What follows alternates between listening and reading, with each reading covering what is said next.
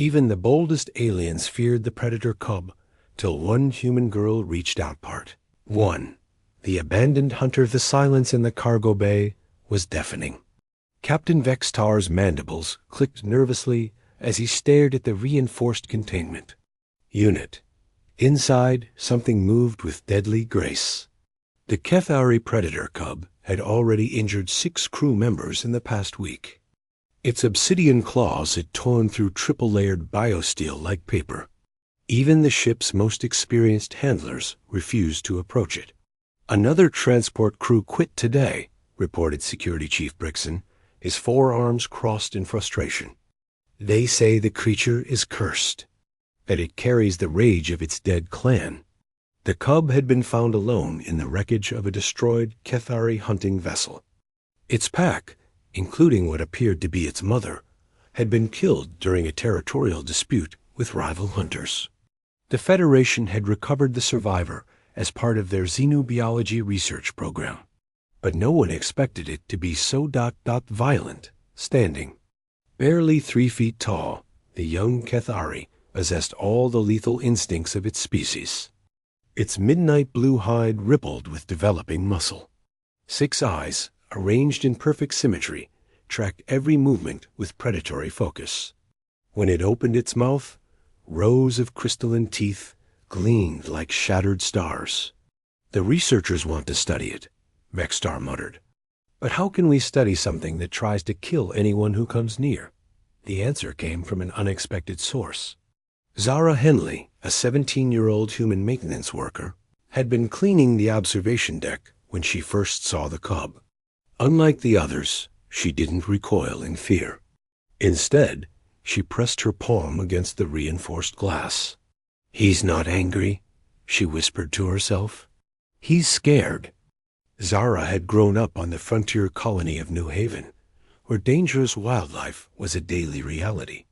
She'd learned to read the difference between aggression and fear.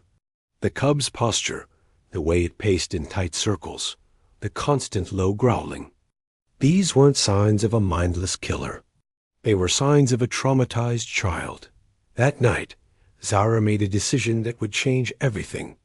She returned to the cargo bay with a small offering, a piece of synthetic meat from her own rations. The cub watched her approach through the containment field. Its 6 eyes never blinked.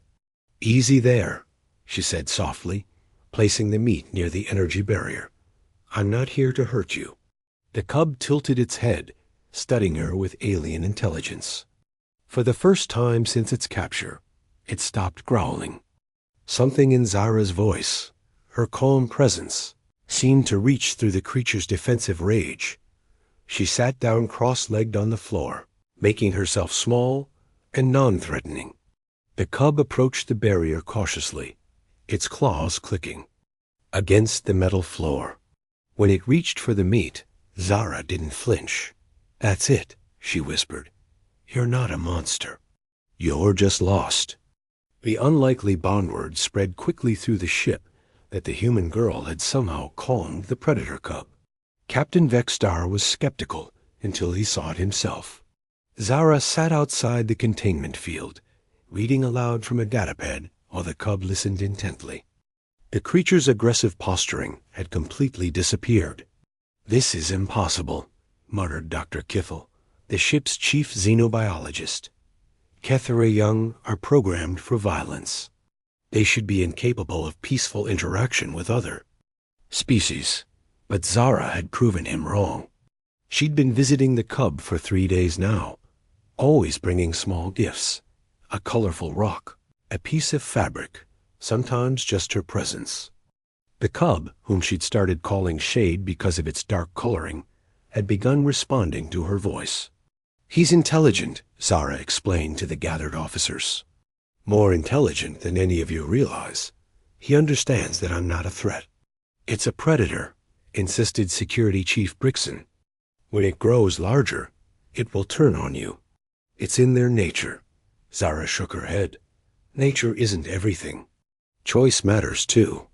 To prove her point, she did something that made everyone's blood run cold. She deactivated the containment field. and stepped inside the cage. Alarms blared throughout the ship. Armed guards rushed to the cargo bay, weapons drawn, but Shade didn't attack. Instead, the cub approached Zara slowly, its movements fluid and careful.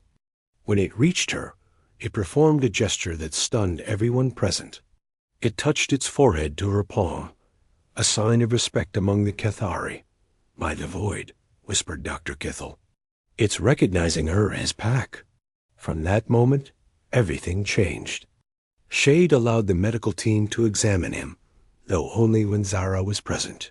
He learned to follow basic commands, not through fear, but through trust.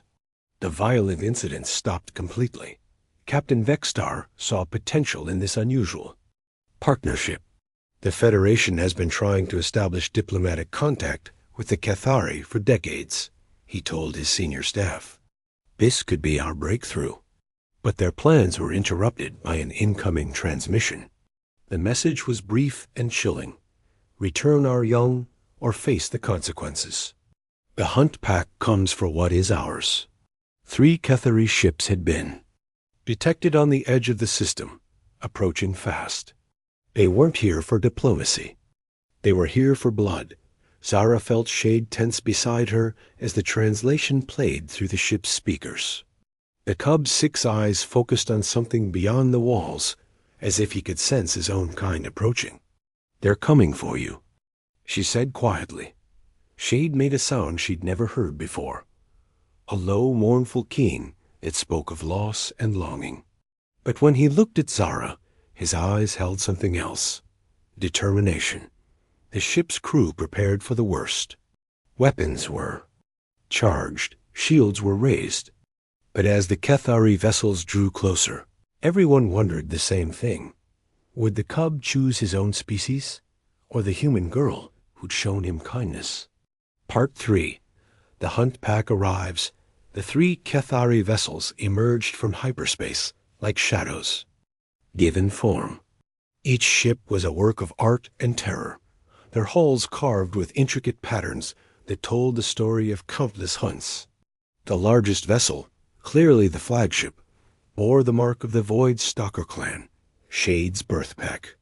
"They're not responding to our communications," reported Communications Officer Talvin, his voice tight with fear. "They're just ... waiting." Captain Vextar studied the tactical display. The Cathari ships hadn't powered weapons, but everyone knew they didn't need to. A single hunt pack could tear through Federation defenses like tissue paper. They were here for one reason: to reclaim their young got in the cargo bay. Zara felt Shade's distress through their growing bond. The cub paced restlessly, his claws scraping against the metal floor. He could sense his packmates nearby, but their presence brought no comfort. Something was wrong. "They're not here to welcome him home," Zara realized. "They're here to test him." Dr. Kithel looked up from his research terminal. "Test him how?"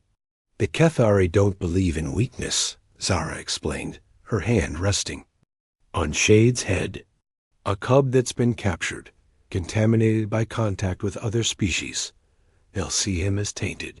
The truth was worse than anyone imagined. When the Cathari finally responded to the Federation's attempts at communication, their message was brutally clear: the young one has been compromised. It must prove its worth or be eliminated. A single figure materialized in the cargo bay. A full-grown Cathari hunter, easily 8 feet tall and rippling with deadly muscle. Its 6 eyes burned with predatory intelligence as it studied both Shade and Zara. "I am Crixther, hunt leader of the Void Stalkers," the alien spoke in perfect Federation standard. "I come to judge the young one's fate." Shade bristled, his small form dwarfed by the massive hunter, but he didn't cower. Instead, he stepped protectively in front of Zara, his claws extended. Crixther's mandibles clicked in what might have been amusement. "Interesting. The young one defends the soft skin. This is unexpected." "He's not tainted," Zara said firmly. "He's evolved." "Evolution requires strength," Crixther replied. The young one will face the trial of claws. If he fails, he dies. If he succeeds, he may choose his path. The trial of claws was a brutal rite of passage. The cub would face 3 challenges, each designed to test different aspects of Kethari nature: cunning, courage, and killing instinct. Most cubs underwent the trial within their own pack, surrounded by family. Shade would face it alone. "I'll be with him," Zara declared. Crixther's eyes narrowed. "The trial is sacred. No outsider may witness." "And I'm not an outsider, Zara." Interrupted. "I'm his pack." The words hung in the air like a challenge. According to Kethari law, pack bonds were sacred, even bonds formed with other species.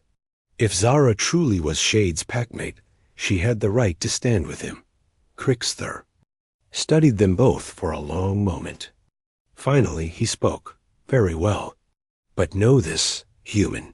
If the young one fails, you will share his fate." As the hunter vanished in a shimmer of teleportation, Zara felt the weight of her decision. She'd just committed to facing a trial that could kill them both. But as she looked down at Shade, seeing the trust in his 6 eyes, she knew she'd made the right choice. The real test was about to begin. The trial of claws, the arena materialized around them in a flash of blue light.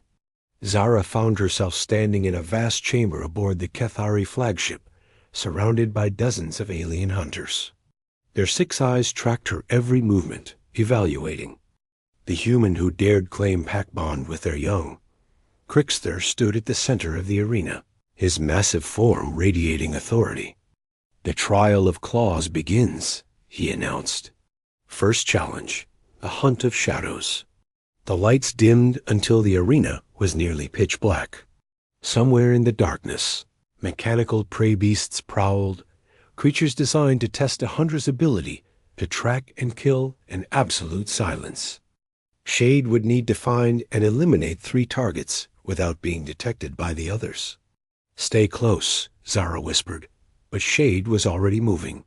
His natural night vision gave him an advantage, but the prey beasts were equally adapted too. Darkness. She could hear them moving, their claws clicking against the arena floor. Shade's first kill came swiftly. He'd learned patience from Zara, and now he used it to his advantage. He waited until a prey beast passed within striking distance, and lunged with perfect precision.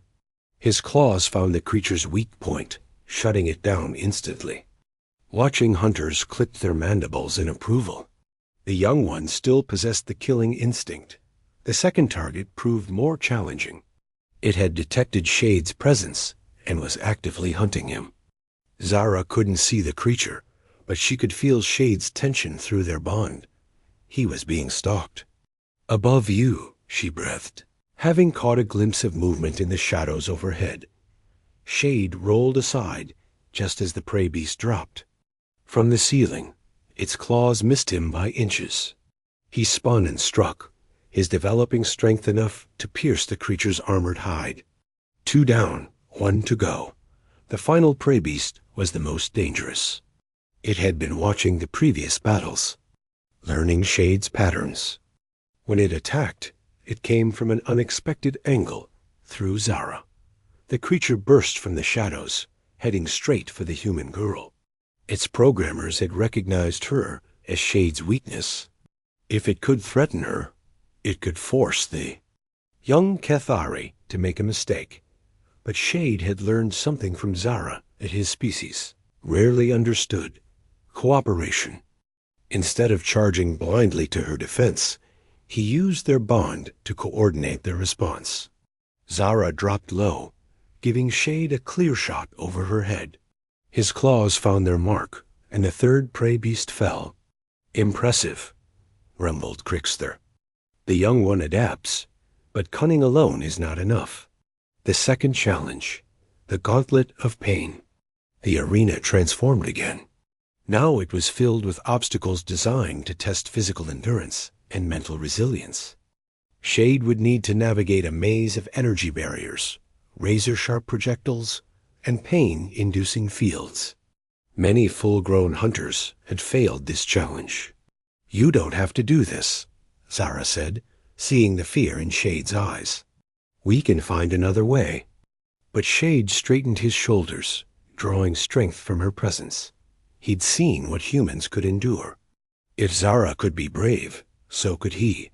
The gauntlet was brutal. Energy whips lashed at Shade's hide, leaving smoking wounds. Projectiles grazed his flanks, drawing dark blood. The pain fields made him stumble, cry out, nearly fall, but he didn't give up. When his strength failed, he drew upon the memory of Zara's kindness. When the pain became unbearable, he remembered her sitting outside his cage, reading to him in the darkness. He crossed the finish line, bloodied but unbowed. The watching hunters roared their approval. The young one had proven his courage. "One challenge remains," Crixter announced. "The most important of all. The choice of bonds." The final challenge was unlike the others. No arena materialized. No obstacles appeared. Instead, Crixter simply walked forward until he stood face to face with the young Cathari. "The trial of killing intent," he announced. "The young one must choose his nature. Will he be hunter or pet, predator or companion?" Zara's blood ran cold as she realized what was happening. This wasn't a test of skill or courage. This was a test of loyalty. Shade would have to choose between his human friend and his own species. "Kill the soft-skin," Crixter commanded. "Prove that you are Cathari. Prove that you are worthy of the hunt pack." The arena fell silent. Every hunter present focused on the small figure standing between them. Shade's 6 eyes looked up at the towering hunt leader, then back at Zara. His claws extended slowly, gleaming in the arena lights. "I won't fight you," Zara said quietly. "Whatever you choose, I understand." But Shade surprised everyone. Instead of attacking Zara or submitting to Crixter, he did something unprecedented. He sat down, his claws retracted. His posture became relaxed, almost meditative.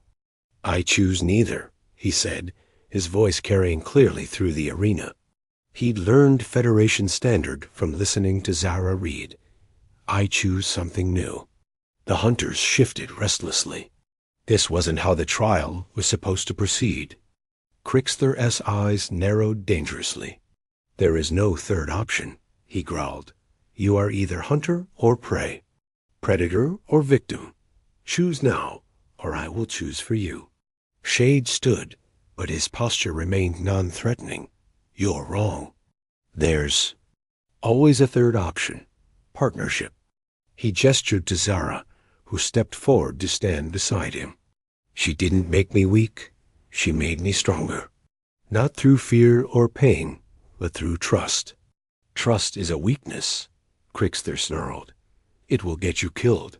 Will it?" Shade asked. "She trusted me when everyone else saw only a monster. That trust saved my life. Your way left me alone and dying in the wreckage of our ship. Her way gave me a new family." The arena erupted in angry clicks and growls. Some hunters called for Shade's immediate execution. Others seemed intrigued by his words. A few even nodded, slowly, as if recognizing some hidden truth. Crixter raised his hand for silence. "You would abandon your people for an alien?" "I would expand my people to include an alien," Shade replied. "The galaxy is changing. We can change with it, or be left behind." The hunt leader studied the young Cathari for a long moment. Finally, he spoke. "The trial is complete. The young one has chosen his path." He turned to address the assembled hunters. By ancient law, his choice must be respected. He is no longer of the Void Stalker clan. Zara felt her heart sink. Had Shade lost his people because of her? But Crixter wasn't finished.